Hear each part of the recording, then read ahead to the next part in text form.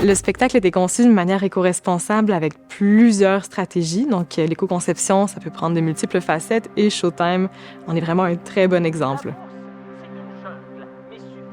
On développe notre démarche éco-responsable sur chacun des projets, puis sur Showtime en particulier, c'est tellement un gros spectacle avec plein d'univers que le point le plus important, c'était dès le début, dès les premières réunions de production, de bien inciter que malgré l'ampleur du spectacle, on puisse quand même être éco-responsable dans nos choix. Donc, par exemple, on a un plancher qui est de seconde main.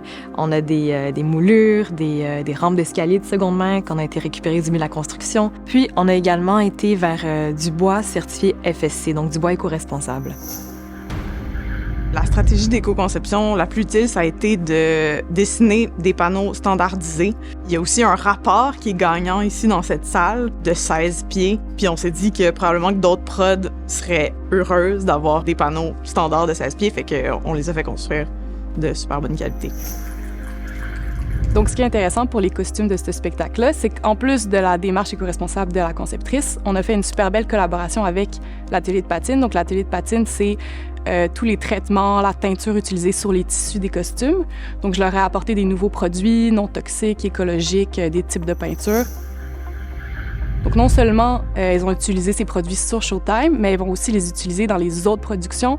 Donc, c'est super intéressant de voir qu'un accompagnement permet d'avoir des impacts à long terme sur d'autres productions aussi.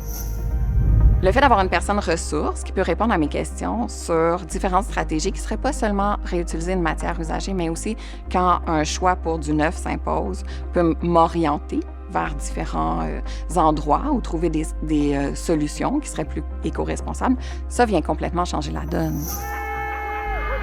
Donc, à la base, il faut que 50% des matériaux qu'on utilise pour le décor, costume, accessoires viennent du réemploi, puis qu'à la sortie, à la fin d'une production, 65% de ces matériaux-là soient remis en circulation. Je dois rester à l'affût de certaines matières en amont de la création, puis je dois réfléchir à comment certains éléments de décor que j'utilise pourraient servir à d'autres prods dans le futur. Fait que c'est vraiment comme un zoom-out sur le spectacle en tant que tel.